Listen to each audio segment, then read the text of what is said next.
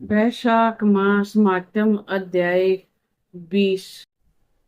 वैशाख मास विष्णु भगवान की उपासना करने के लिए समर्पित है। इस महीने में स्नान दान और जप तप करने से साधकों को सुख समृद्धि का आशीर्वाद मिलता है और कई प्रकार के कष्टों से मुक्ति मिलती है। भगवान विष्णु की कृपा प्राप्त करने के लिए इस महीने में सूर्योदय से पहले स्नान करें। इस महीने की बहुत महिमा है। और अब श्री गणेश जी महाराज और अपने गुरुदेव को याद करते हुए वैशाख मास माध्यम अध्याय भी इसको सुनते हैं। प्रथम पूज्य वंदन गुरु महादेव के लाल, रिद्धि सिद्धि दाता तुम्ही हो दीन दयाल। बोलो गणपति महाराज की जय। गुरु अनंतक जानिए, गुरु की ओर न छोड़। गुरु प्रकाश का पुंज है, निशावाद का भोर। बोलो गुरुदेव महाराज की जय। वैशाख मास माध्यम 19 में हमने बहुत ही सुंदर सत्यनिष्ठ और तपोनिष्ठ के पालन कथा को सुना और भागवत कथा के सुनने के महत्व को भी जाना। अब इस अध्याय में हम जानेंगे कि राजा पुरुयशा की पावन कथा को सुनेंगे। हे राजन, मधुसूदन भगवान के प्यारे पाप नाशक वैशाख माध्यम का फल भी सुनो। पूर्व काल में पांचाल देश में पुरुयशा नाम के एक राजा थे, जो पुण्यशील और बुद्धिमान राजा बुरियशा के पुत्र थे। पिता के मरने पर पुरुयशा राज सिंहासन पर बैठे थे। वे धर्म की अभिलाषा रखने वाले, शूरता, उदारता और आदि गुणों से संपन्न और धनुर्विद्या में प्रवीण थे। उन महामती नरेश ने अपने धर्म के अनुसार पृथ्वी का पालन किया। कुछ काल के पश्चात राजा का धन नष्ट हो गया। हाथी और घोड़े बड़े रोगों से पीड़ित होकर मर गए। उनके राज्य में ऐसा भारी अकाल पड़ा जो मनुष्यों का अत्यंत विनाश करने वाला था। पांचाल नरेश राजा पुरुयशा को निर्बल जानकर उनके शत्रुओं ने आक्रमण किया और युद्ध में उनको जीत लिया। तदंतर पराजित हुए राजा ने अपनी पत्नी शिखणी के साथ पर्वत की कंदरा में प्रवेश किया। साथ में दासी आदि सेवकगण भी थे। इस प्रकार छिपे रहकर राजा मन ही मन विचार करने लगे कि मेरी यह अवस्था हो गई। मैं जन्म और कर्म से शुद्ध हूँ, माता और पिता के हित में तत्पर रहता हूँ, गुरु भगत, उदार उदार ब्राह्मणों का सेवक और धर्मपरायण, सब प्राणियों के प्रति दयालु, देव पूजक और जितेंद्रिय भी हूँ। फिर किस कर्म में मुझे यह विशेष दुख देने वाली दरिद्रता प्राप्त हुई है? किस कर्म से मेरी पराजय हुई और किस कर्म से फलस्वरूप मुझे दुख मिला है? इस प्रकार चिंता से व्याकुल होकर राजा ने खिंचित से अपने सर्वज्ञ गुरु मुनिश्रेष्ठ याज और उपयाज का स्मरण किया। राजा के आह्वान करने पर दोनों बुद्धिमान मुनीश्वर वहां आए। उन्हें देखकर पांचाल नरेश सहसा उठकर खड़े हो गए और बड़ी भक्ति के साथ गुरु के चरणों में मस्तक रखकर प्रणाम किया। फिर वन में पैदा होने वाली शुभ सामग्रियों के द्वारा उन्होंने उन दोनों का पूजन किया और विनीत भाव से विपर पर मैं गुरुजनों की भक्ति रखने वाला हूँ। मुझे किस कर्म से यह दरिद्रता, कोष हानि और शत्रुओं से पराजय प्राप्त हुई है? किस कारण से मेरा वनवास हुआ और मुझे अकेले रहना पड़ा?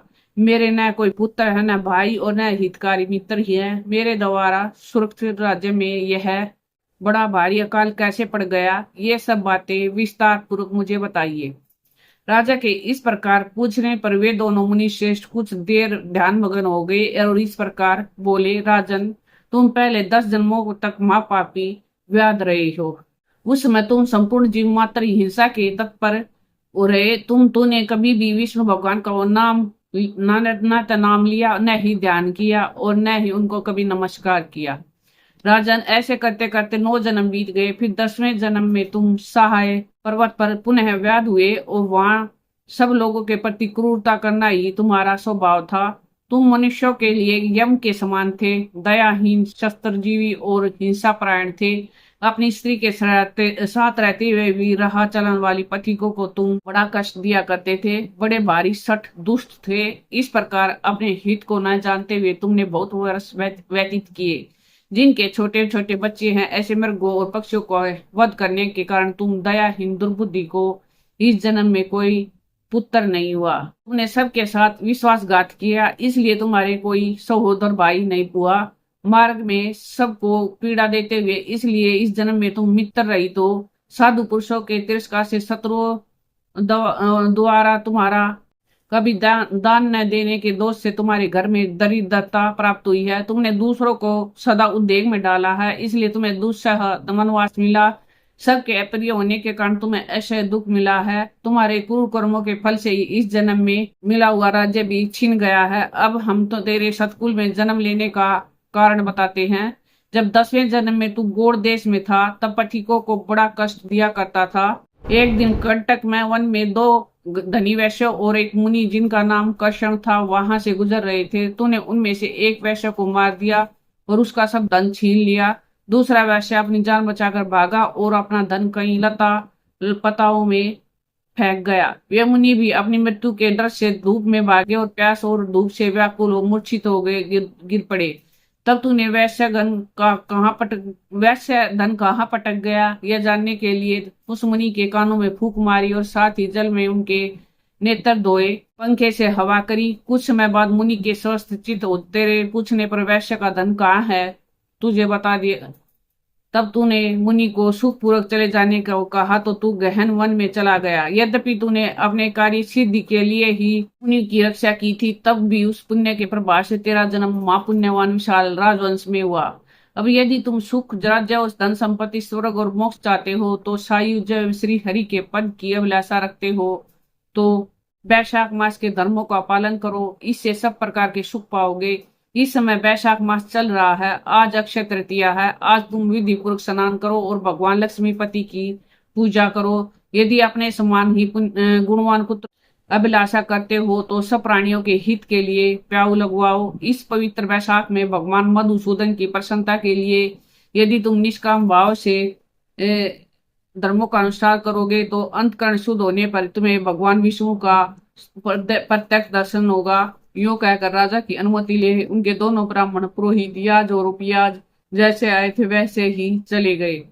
उनमें उनसे उपदेश पाकर महाराज पुरयशा ने वैशाख मास के संपूर्ण धर्मों का श्रद्धा पूर्वक पालन किया और भगवान मधुसूदन की आराधना की। इससे उनका प्रभाव बढ़ गया तथा बंधु बांधव उनसे आकर मिल गए। तत्पश्चात बनने से बची हुई सेना को साथ ले बंधुओं सहित पांचाल नगरी के समीप आए। उस समय पांचाल राजा के साथ राजाओं का पुनः संग्राम हुआ। महारथी पुरयशा ने अकेले ही समस्त बाहु राजाओं पर विजय पाई। विरोधी राजाओं ने भगाकर विभिन्न देशों के मार्गों का आश्रय लिया। विजयी पांचाल राजा ने भागे हुए राजाओं के कोष, 10 करोड़ घोड़े, 3 करोड़ हाथी, 1 अरब रथ, 10,000 ऊंट और 3 लाख खच्चरों को अपने अधिकार में करके अवनीपुरी में पहुंचा दिया। वैशाख धर्म के माध्यम से सब राजा भगन मनोरथ हो पुरयशा को कर देने वाले हो गए और पंचाल देश में अनुपम सुकाल हो गया। भगवान विष्णु की प्रसन्नता से इस वसुधा पर उनका एक छत्र राज्य हुआ और गुरुता, उदारता आदि गुणों से युक्त उनके 5 पुत्र हुए, जो दष्टकीर्ति, दष्टकेतु, दष्टदुमन, विजय और चित्रकेतु के नाम से प्रसिद्ध थे। धर्म पूर्वक प्रतिपालित होकर समस्त प्रजा राजा के प्रति अनुरक्त हो गई। इससे उसी क्षण उन्हें वैशाख मास के प्रभाव का निश्चय हो गया। तब से पांचाल राज्य भगवान विष्णु की प्रसन्नता के लिए वैशाख मास के धर्मों का निष्काम भाव से बराबर पालन करने लगे। उनके इस धर्म के से संतुष्ट होकर भगवान विष्णु ने अक्षय तृतीया के दिन उन्हें प्रत्यक्ष दर्शन दिया। सच्ची भक्ति से भगवान किस तरह प्रसन्न होते हैं ये हमने इस अध्याय में जाना। वैशाख मास माध्यम अध्याय 20 संपूर्ण। आगे की कथा हम वैशाख मास माध्यम अध्याय 21 में सुनेंगे। मैं आपको बता रहा कि ये जीवन क्षण भंगुर है। जीवन पगले ले ले प्रभु का नाम रे, न जाने इस देह का पक्षी कर जाए प्रस्थान रे। याद रखो, मन में बसा लो, जीवन का कोई भरोसा नहीं। अभी है, अभी नहीं। अभी समय है, ज्यादा से ज्यादा नाम जाप करके मृत्यु के चक्कर से मुक्ति पालो, क्योंकि शास्त्रों में भी कहा गया कलयुग केवल नाम आधारा। सिर्फ नाम जाप करके ही हम भक्ति, मुक्ति, शक्ति सब कुछ पा सकते हैं। इसलिए प्रेम से, मन से, भाव से हर समय भगवान का नाम जाप करते रहिए। हरे कृष्णा कृष्णा कृष्णा हरे हरे, हरे Ram Ram Ram Hare Hare. Please in video को ज्यादा से ज्यादा शेयर कीजिए। वैशाख के माध्यम के प्रभाव को सबको बताइए। ये भी एक सेवा है। राधे राधे।